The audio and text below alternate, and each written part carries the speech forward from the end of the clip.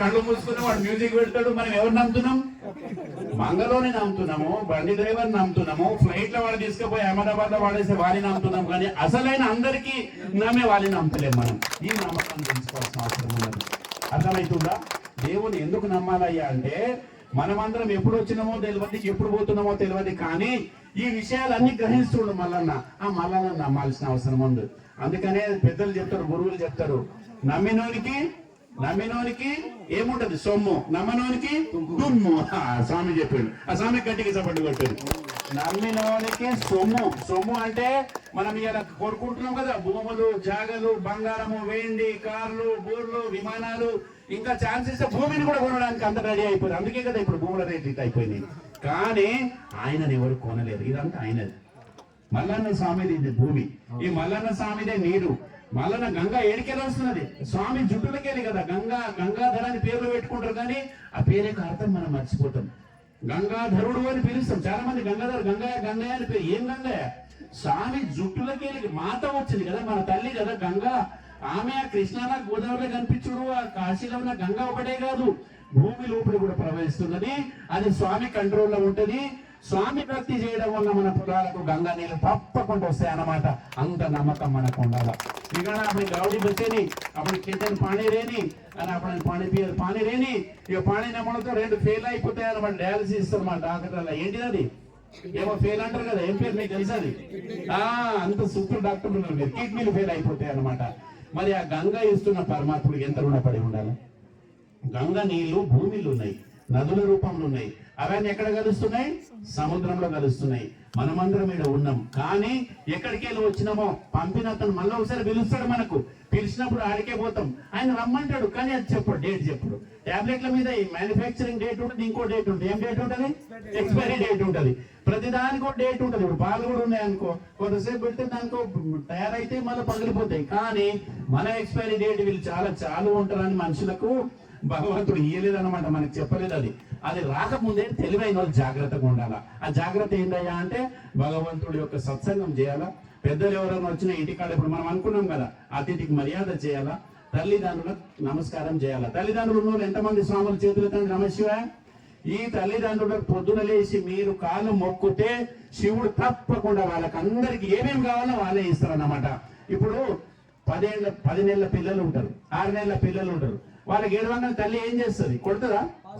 పాలిస్తుంది. అట్లాగే మనం శివుడిని నమ్ముకున్నప్పుడు ఆ శివుడు ఇప్పుడు ఎవరు? మనం ఈ భూమి మీద రావడానికి వాళ్ళిద్దరే ముఖ్యం కదా. ఎవరు? పార్వతీ పరమేశ్వరులు.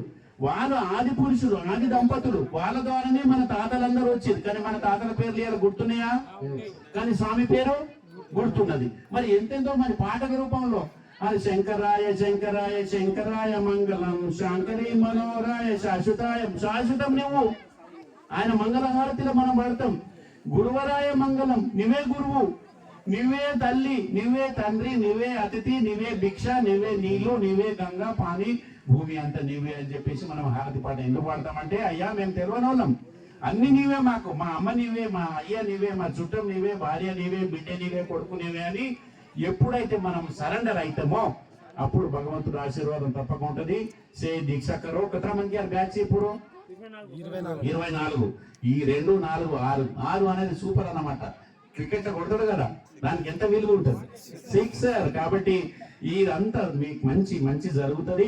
నేను చెప్పేది కాదు, పెద్దలు ఇట్లాంటి గురువులు చాలా మందికి మనం చిన్నగా ఈ శరీరానికి 60 వచ్చినాయి. ఇప్పుడు 60 వచ్చినాయంటే ఎంత విని ఇది మాట్లాడేంత ధైర్యం ఉంటుంది. లేకపోతే పిసి రావాలి, స్వాతి కనుక రావాల్సిగా ये काय को भी ऐसे शिवड़ से यता काम कर मिले ना के दोष लाग जाकर ढांसा जेर गाना भगवान रवाते मां धैर्य करेनो, भगवान काम करनो, दीक्षा कर मेरे चो सही भी तुमने देख तो शिव महाराज दकारो मां हमने तुमने देख देर पच आ पुण्यंలో ఎంతో కొంత వస్తున్నా నాకైతే పక్క నమ్మకం వస్తుంది అన్నమాట.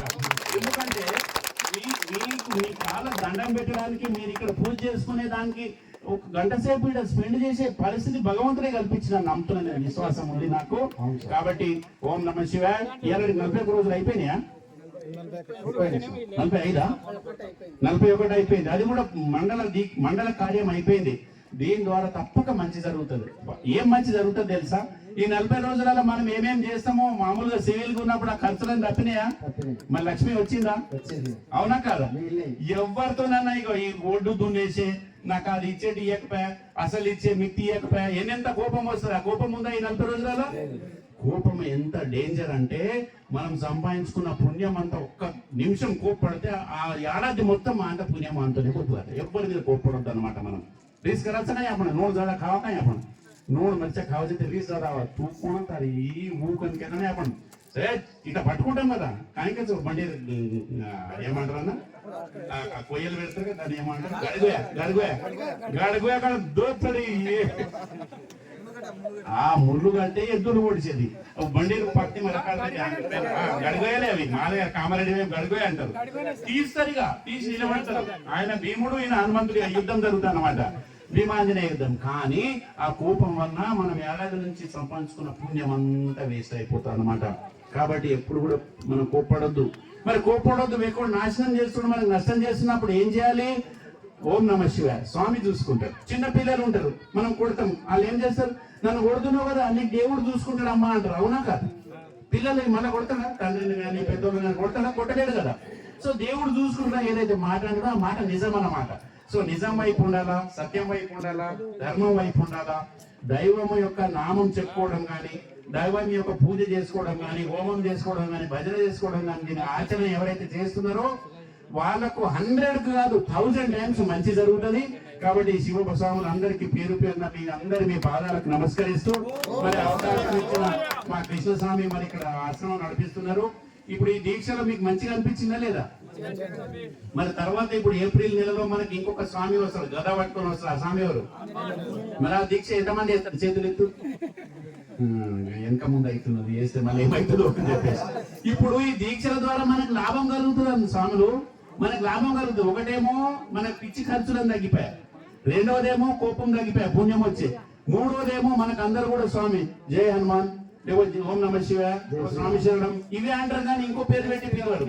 మన ద్వారా వాళ్ళ నోట్లకి వెళ్ళి దేవుడి నామం చెప్పిస్తున్నాం మనం.